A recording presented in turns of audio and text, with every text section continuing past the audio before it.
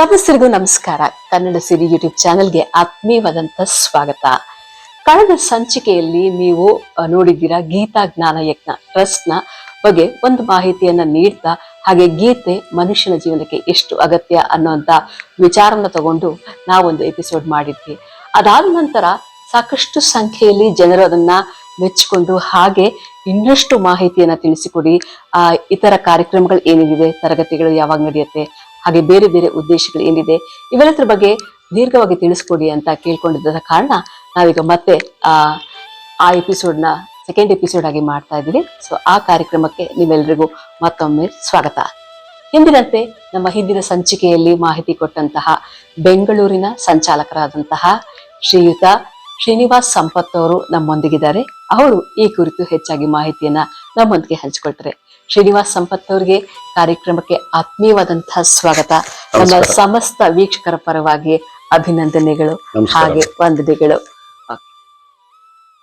Sir, last time ನಾವು ಈ program ಮಾಡಿದಾಗ ನನಗೇನೋ ಒಂದು ಒಳ್ಳೆ ರೆಸ್ಪಾನ್ಸ್ ಸಿಕ್ತು. ಹಾಗೆ ನಿಮಗೆ ಇದ್ರ ಬಗ್ಗೆ ಯಾವ ರೀತಿಯಾದಂತಹ ಒಂದು ಖುಷಿ ಅಥವಾ ಜನರ ಸ್ಪಂದನೆ ಹೇಗಿತ್ತು ಅಂತ ಹೇಳ್ಬೋದಾ? ಈಗ ನಾವು ಈ ಸಂಚಿಕೆಯನ್ನ ಸೇರಿ ಮಾಡ್ತಾ ಇರೋದೇನೆ ಈ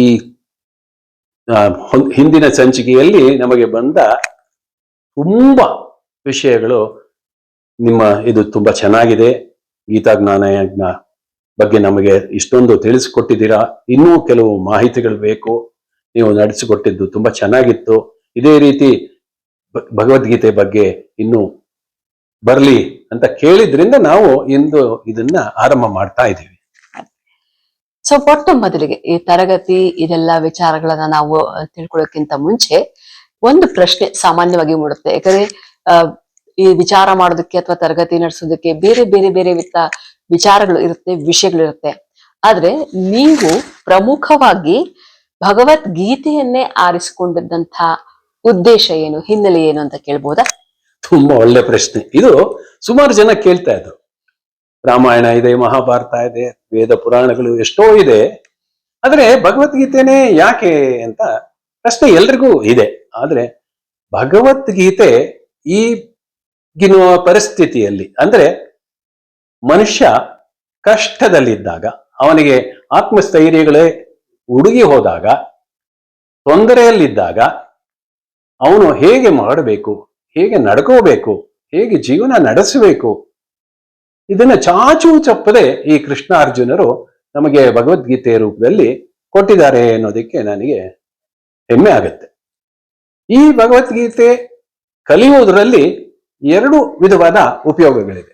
ಒಂದು ಶ್ಲೋಕ ಪಠನೆ ನಮ್ಮ ಆರೋಗ್ಯಕ್ಕೆ ತುಂಬಾ ಅನುಕೂಲಕರ. ಇದರ ಬಗ್ಗೆ ಸಾಕಷ್ಟು ಅನುಭವ ಕಥನಗಳು ಕೂಡ ನಮ್ಮಲ್ಲಿ ಬಂದಿದೆ.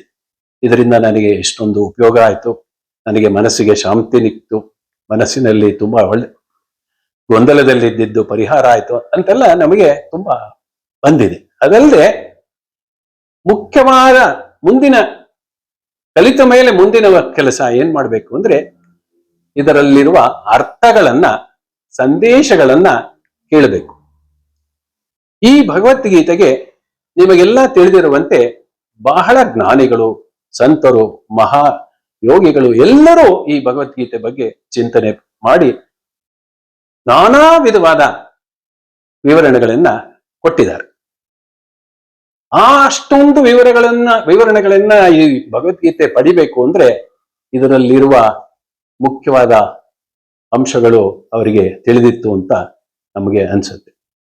ಈ ರೀತಿ ನಾವು ಇಲ್ಲಿರುವ ಸಂದೇಶಗಳು, ಇಲ್ಲಿರುವ ಒಳ್ಳೆಯ ವಿಚಾರಗಳನ್ನ ನಮ್ಮ ಜೀವನದಲ್ಲಿ ಹೇಗೆ ಅಳವಡಿಸ್ಕೋಬೇಕು, ನಮ್ಮ ಜೀವನದಲ್ಲಿ ಇದನ್ನ ಅಳವಡಿಸಿಕೊಂಡು ನಾವು ಹೇಗೆ ಈ ಕಷ್ಟದಿಂದ, ಸಂಕಷ್ಟದಿಂದ ಪಾರಾಗಬೇಕು, ನಾವು ಎಲ್ಲಿ ತಪ್ಪುತ್ತಾ ಇದ್ದೀವಿ ಈ ಜೀವನದಲ್ಲಿ, ನಾವು ಈ ಜೀವನದಿಂದ ತಪ್ಪಿನಿಂದ ಹೇಗೆ ಹೊರಗೆ ಬರಬೇಕು, ನಾವು ಮಾಡ್ತಾ ಇರೋದು ಸರಿನಾ, ಎಲ್ಲ ಪ್ರಶ್ನೆಗಳಿಗೂ ನೀವು ಭಗವದ್ಗೀತೆಯಲ್ಲಿ ನಾವು ತಿಳ್ಕೋಬಹುದು ಏನಿದೆ ಏನು ಅಂದ್ಬಿಟ್ಟು. ಇದರಿಂದನೇ ಭಗವದ್ಗೀತೆ ನಾವು ಆರಿಸಿಕೊಂಡಿದ್ದಕ್ಕೆ ಒಂದು ಮುಖ್ಯ ಉದ್ದೇಶ. ಅಂದ್ರೆ ಸಾಮಾನ್ಯವಾಗಿ ಏನ್ ಹೇಳ್ತದೆ, ಬದುಕಿನ ಯಾವುದೇ ಪರಿಸ್ಥಿತಿಯಲ್ಲಿ ಸುಖ ಇರ್ಬಹುದು, ದುಃಖ ಇರ್ಬೋದು, ಅಥವಾ ಕಷ್ಟ ಕಾರ್ಪಣ್ಯಗಳು ಏನೇ ಇರ್ಬೋದು, ಎಂಥ ಸಂದರ್ಭಕ್ಕೂ ಹೊಂದುವಂತಹ ವಿಚಾರಗಳನ್ನ ಭಗವದ್ಗೀತೆ ಹೊಂದಿದೆ. ಅಂದ್ರೆ ನಮಗೆ ಒಳ್ಳೆ ದಿನಗಳಿದ್ದಾಗ ನಾವು ಹಿಗ್ಗೋದು ಕುಗ್ಗೋದು ಅದೆಲ್ಲ ಆಗ್ಬಾರ್ದು ಅನ್ನೋದು ಅಂದ್ರೆ ಮನಸ್ಸಿನ ಒಂದು ಸ್ಥಿಮಿತ.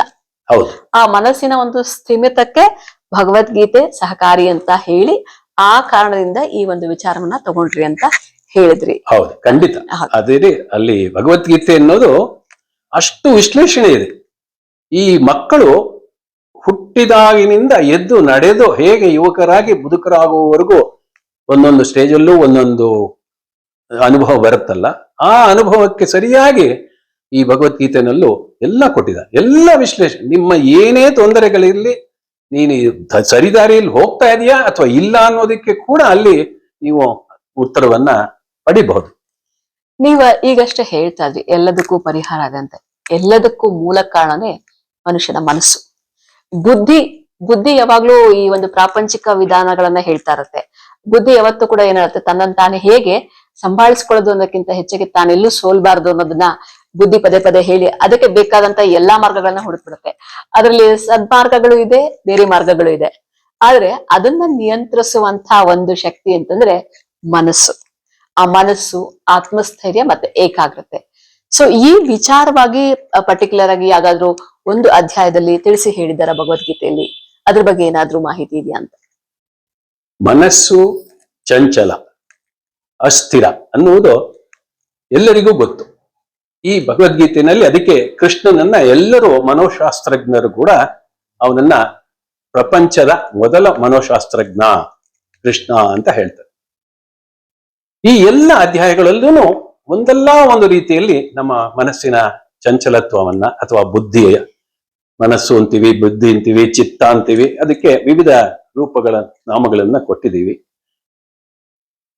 ಇದು ಯಾಕೆ ಆಗತ್ತೆ, ಹೇಗೆ ಆಗತ್ತೆ, ಇದನ್ನ ಹೇಗೆ ನಾವು ತಡಿಬಹುದು, ಈ ತತ್ವದಿಂದ ಹೊರಗೆ ಹೇಗೆ ಬರ್ಬೋದು ಅನ್ನೋದನ್ನ ಬಹಳ ಅಧ್ಯಾಯದಲ್ಲಿ ಹೇಳಿದ್ದಾನೆ. ಅದರೊಳಗೆ ಒಂದು 6ನೇ ಅಧ್ಯಾಯದಲ್ಲಿ ಆತ್ಮ ಸಂಯಮ ಯೋಗ ಅಂತಿದೆ. ಅಲ್ಲಿ ಈ ಆತ್ಮ, ಇಲ್ಲಿ ಒಂದು ವಿಷಯ ಹೇಳೋಕ್ಕೆ ಹೇಳ್ತೀನಿ. ಇಲ್ಲಿ ಮನಸ್ಸು ಮತ್ತು ಆತ್ಮ ಇವೆರಡೂ ಬೇರೆ ಎನ್ನುವುದನ್ನೇ ತಿಳಿಯಬೇಕು. ಮೊದಲು ನಾವು ಆತ್ಮ ಎಲ್ಲಿದೆ ಅನ್ನೋದನ್ನ ನಾವು ತಿಳ್ಕೋಬೇಕು. ಅದಕ್ಕೆ ಹೇಗೆ ವಿವರಣೆ ಕೊಡ್ಬೋದು ಅಂದ್ರೆ, ನಾನು ಕೃಷ್ಣ ಹೇಳ್ದಂಗೆ ನಾನು ಎಲ್ಲರಲ್ಲಿಯೂ ಇದ್ದೇನೆ, ಎಲ್ಲದರಲ್ಲೂ ಇದ್ದೇನೆ ಅಂತ ಹೇಳಿದಾಗ ಆಗ ಅವನು ನಮ್ಮಲ್ಲೂ ಇದ್ದಾನೆ ಅಲ್ವಾ ಭಗವಂತ. ಆ ನಮ್ಮಲ್ಲೂ ಇರುವಾಗ ಆತ್ಮ ಅನ್ನೋದು ಒಂದಿದೆ. ಸೊ ಪರಮಾತ್ಮ ನಮ್ಮ ಆತ್ಮದಲ್ಲಿ ನೆನೆಸಿದ್ದಾನೆ ಅನ್ನುವ ಒಂದು ತಿಳುವಳಿಕೆ ನಮಗೆ ಮೊದಲು ಬರಬೇಕು. ಆವಾಗಲೇ ನಾವು ಮುಂದಿನ ವಿಷಯದ ಬಗ್ಗೆ ಯೋಚನೆ ಮಾಡಬಹುದು. ಈಗ ಮನಸ್ಸು ನಿಯಂತ್ರಣಕ್ಕೆ 6ನೇ ಅಧ್ಯಾಯದಲ್ಲಿ ಒಂದೊಂದು ಹೆಜ್ಜೆ ಹೆಜ್ಜೆಗೂ ಅವನು ವಿವರಣೆನ ಕೊಟ್ಟಿದ್ದಾನೆ. ಧ್ಯಾನ ಮಾಡಬೇಕು, ಮನಸ್ಸನ್ನ ಏಕಾಗ್ರತೆ ತರಬೇಕಂದ್ರೆ ಒಳ್ಳೆಯ ಶುಭ್ರವಾದ ಜಾಗದಲ್ಲಿ ಕುಳಿತು ಮನಸ್ಸು, ದೇಹ ಎಲ್ಲವನ್ನು ಒಂದು ಕಡೆ ನಿಲ್ಲಿಸಿ ನೆಟ್ಟಗೆ ಕೂತು ಎಲ್ಲ ಅವನು ಹೇಗೆ ಕೂತ್ಕೋಬೇಕು, ಹೇಗೆ ಮಾಡಬೇಕು, ಧ್ಯಾನ ಹೇಗೆ ಮಾಡಬೇಕು, ಧ್ಯಾನದಿಂದ ಮನಸ್ಸನ್ನ ಹೇಗೆ ನಿಗ್ರಹಿಸಬಹುದು, ಈ ಮನಸ್ಸೇ ಎಲ್ಲದಕ್ಕೂ ಕಾರಣ ಅಂತ ಹೇಳಿ ತುಂಬಾ ಚೆನ್ನಾಗಿ 6ನೇ ಅಧ್ಯಾಯದಲ್ಲಿ ಹೇಳಿದ್ದಾನೆ. ಅದು ನಮಗೆ ಮುಖ್ಯವಾದ 18 ಅಧ್ಯಾಯದಲ್ಲಿ ಅದೊಂದು ಮುಖ್ಯವಾದ ಅಧ್ಯಾಯ. ಎಲ್ಲ ವಿಚಾರಗಳ ಬಗ್ಗೆನೂ ಮಾಹಿತಿ ಸಿಗುತ್ತೆ ಅಂತ ಹೇಳ್ತೀವಿ. ಅಂದ್ರೆ ಎಲ್ಲ ವಿಚಾರ ಅಂತಂದ್ರೆ ನಾವು ಅನ್ಕೋಬಹುದು ನಮಗೆ ಹೆಂಗೆ ಬೇಕೋ ಹಂಗೆ ಅಂತ. ಹಾಗಲ್ಲ, ಆತ್ಮ ಸಂಸ್ಕರಣೆಗೆ ಬೇಕಾದಂತ ವಿಚಾರಗಳು ಭಗವದ್ಗೀತೆಯಲ್ಲಿ ಇದೆ. ಅದು ಒಂದು ಜೀವನದ ಪಾಠ. ಹಾಗಾಗಿ ಈ ವಿಚಾರಗಳನ್ನ ತಗೊಂಡ್ವಿ ಅಂತ ಹೇಳಿದ್ವಿ. ಸರಿ, ಈಗ ನಿಮ್ಮ ಗೀತಾ ಜ್ಞಾನ ಯಜ್ಞ ಟ್ರಸ್ಟ್ ನಿಂದ ತರಗತಿಗಳನ್ನ ನಡೆಸ್ತೀವಿ ಅಂತ ಹೇಳಿದ್ರಿ. ಹೌದು. ತರಗತಿಗಳು ಯಾವ ಸಮಯದಲ್ಲಿ ನಡೆಯುತ್ತೆ, ಹೇಗೆ ನಡೆಯುತ್ತೆ? ಹಾಗೆ ಇವಾಗ ಕರ್ನಾಟಕಕ್ಕಷ್ಟೇ ಸೀಮಿತ ಆಗಿದೆಯಾ ಅಥವಾ ಬೇರೆ ಬೇರೆ ಭಾಗಗಳಿಗೂ ಅಥವಾ ವಿದೇಶದಲ್ಲಿ ಯಾರಾದ್ರೂ ಕಲಿಬೇಕು ಅಂತಂದ್ರೆ ಅವ್ರಿಗೇನಾದ್ರೂ ಅವಕಾಶಗಳಿದೆಯಾ ಅಂತ ಅದ್ರ ಬಗ್ಗೆ ಒಂದಿಷ್ಟು ಮಾಹಿತಿ ಕೊಡ್ಬೋದಾ? ತುಂಬಾ ಸಂತೋಷ, ನೀವು ಒಳ್ಳೆ ಪ್ರಶ್ನೆ ಕೇಳಿದ್ರಿ. ಇದನ್ನು ಹಲವರು ಬರೆದಿದ್ದಾರೆ ನಮಗೆ ಇದ್ರ ಬಗ್ಗೆ ತಿಳಿಸಿ ಅಂತ. ನಮ್ಮಲ್ಲಿ ಸೋಮವಾರದಿಂದ ಶನಿವಾರದವರೆಗೆ ಪ್ರತಿದಿನ 3 ಗಂಟೆ ಮಧ್ಯಾಹ್ನದಿಂದ ಆರಂಭವಾಗಿ 1 ಗಂಟೆಗಳ ಅಂತರದಲ್ಲಿ 9:30ವರೆಗೂ ನಡೆಯುತ್ತೆ. 8:30 9:30 ಕೊನೆಯ ತರಗತಿ. ಇಲ್ಲಿ ನಾವು 2 ವಿಧವಾದ ತರಗತಿಗಳನ್ನ ಮಾಡ್ತೀವಿ.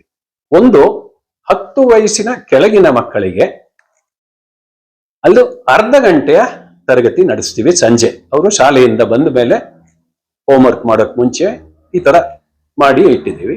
ಅದಲ್ಲದೆ ಮಿಕ್ಕಿದ್ದೆಲ್ಲವೂ 1 ಗಂಟೆಗಳ ಕಾಲ ನಡೆಯುತ್ತೆ. ಈ 1 ಗಂಟೆಗಳ ಕಾಲ ಸೋಮವಾರದಿಂದ ಶನಿವಾರ ಪ್ರತಿದಿನ ತಪ್ಪದೇ ಬರಬೇಕು ಅನ್ನೋದು ಒಂದು ನಮ್ಮ ನಿಯಮ. ತರಗತಿಗಳನ್ನು ಮಿಸ್ ಮಾಡ್ಕೊಳ್ಳದೆ ಬರಬೇಕು. ಯಾಕೆ ಅಂದ್ರೆ ಈ ಒಂದೊಂದು ತರಗತಿನಲ್ಲೂ ನಾವು 15ರಿಂದ ಸುಮಾರು 20 ಜನ ಕಲಿತಾ ಇರ್ತಾರೆ. 2 ಶಿಕ್ಷಕಿಯರು ಇರ್ತಾರೆ. ಅವರ ಸಮಯನ ಹಾಳು ಮಾಡಬಾರ್ದು. ನಾವು ಸಮಯಕ್ಕೆ ಸರಿಯಾಗಿ ಬಂದು ಈ ಶ್ಲೋಕಗಳ ಉಚ್ಚಾರಣೆಯನ್ನ ಕಲಿಬೇಕು. ಈ ಉಚ್ಚಾರಣೆಯನ್ನ ಕಲಿತು ನಮ್ಮ ಆರೋಗ್ಯವನ್ನ ಮತ್ತು ನಮ್ಮ ಮನಸ್ಸನ್ನ, ನಮ್ಮ ದೇಹವನ್ನ ಹೇಗೆ ನೋಡ್ಕೋಬೇಕು ಅನ್ನೋದನ್ನ ಮಾಡಬಹುದು ಅಂತ.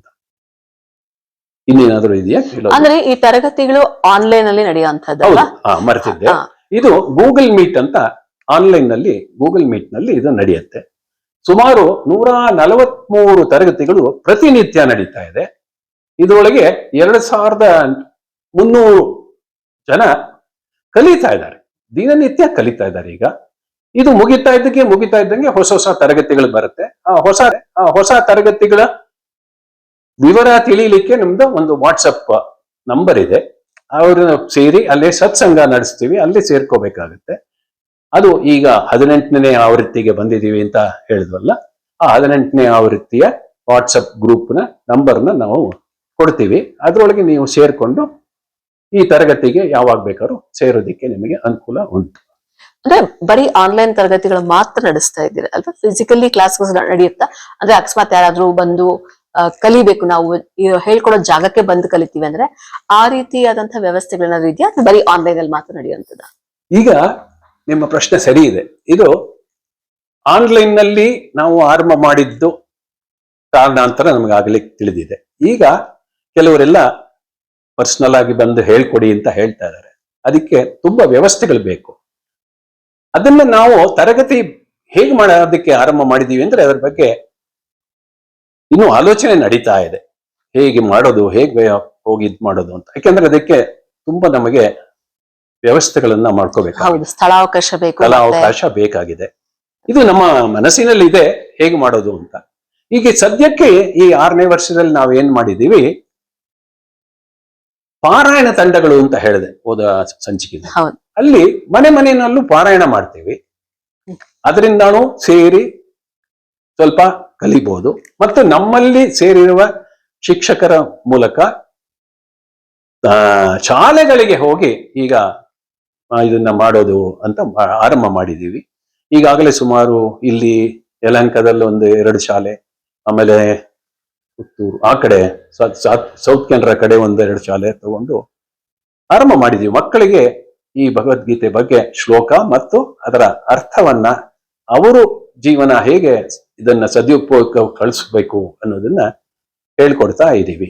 ನೀವು ಕೇಳ್ದಂಗೆ ನಮ್ಮ ಮನೆ ಯಲಹಂಕ ಉಪನಗರದಲ್ಲಿ ಭಗವದ್ಗೀತೆ ಅಭ್ಯಾಸ ಮಾಡಿ ಹೇಳ್ಕೊಡ್ತಾ ಇದ್ದೀವಿ. ಅಲ್ಲಿ ನಾವು ಶ್ಲೋಕಗಳ ಉಚ್ಚಾರಣೆ ಮತ್ತು ಅರ್ಥ ವಿವರಣೆಯನ್ನು ಕೊಡ್ತಾ ಇದ್ದೀವಿ. ಅದರಿಂದ ತುಂಬಾ ಒಳ್ಳೆಯ ಅಭಿಪ್ರಾಯಗಳು ಬರ್ತಾ ಇದೆ. ಸುಮಾರು ಜನ ನಮಗೂ ಹೇಳ್ಕೊಡಿ ಅಂತ ಕೇಳ್ತಾ ಇದ್ದಾರೆ.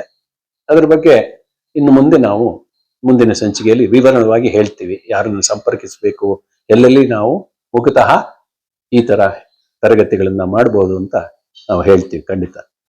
ಸ್ನೇಹಿತರೆ, ಗೀತಾ ಜ್ಞಾನ ಯಜ್ಞದ ಕಾರ್ಯಕ್ರಮಗಳು ಮತ್ತಿತರ ವಿವರಗಳು ಕೊಡೋದು ಇನ್ನಷ್ಟು ಬಾಕಿ ಇದೆ. ಅದನ್ನ ನಾವು ನೋಡೋಣ ಮುಂದಿನ ಸಂಚಿಕೆಯಲ್ಲಿ. ಮರೀದಿ ನೋಡ್ತಾರಿ. ಇದು ಕನ್ನಡ ಸಿರಿ ಯೂಟ್ಯೂಬ್ ಚಾನಲ್, ಕನ್ನಡಿಗರಾಗಿ ಮಾಡಿದಂತಹ ಚಾನಲ್. ಲೈಕ್ ಮಾಡಿ, ಸಬ್ಸ್ಕ್ರೈಬ್ ಮಾಡಿ, ಶೇರ್ ಮಾಡಿ, ಹಾಗೆ ತುಂಬಾ ಜನರಿಗೆ ತಲುಪಿಸಿ. ವಿಚಾರಗಳನ್ನ ವಿನಿಮಯ ಮಾಡ್ಕೊಳ್ಳೋಣ, ಹಾಗೆ ಒಳ್ಳೆ ವಿಚಾರಗಳನ್ನ ಬಹಳಷ್ಟು ಜನರೊಂದಿಗೆ ಹಂಚ್ಕೊಳ್ಳೋಣ. ಇದರಿಂದ ನಮ್ಮೆಲ್ರಿಗೂ ಕೂಡ ಒಳ್ಳೆಯಾದಂತಹ ಆತ್ಮಸ್ಥೈರ್ಯ ಸಿಗತ್ತೆ. ಅಷ್ಟೇ ಅಲ್ಲ, ಒಳ್ಳೆಯ ಅಭಿಪ್ರಾಯಗಳು ಸಾಕಷ್ಟು ಜನರನ್ನ ತಲುಪಲಿ ಅನ್ನೋದೇ ಉದ್ದೇಶ. ಮತ್ತೆ ಸಿಗೋಣ. ನಮಸ್ಕಾರ. ಮರೀದೆ ನೋಡಿ ಕನ್ನಡ ಸಿರಿ ಯೂಟ್ಯೂಬ್ ಚಾನಲ್.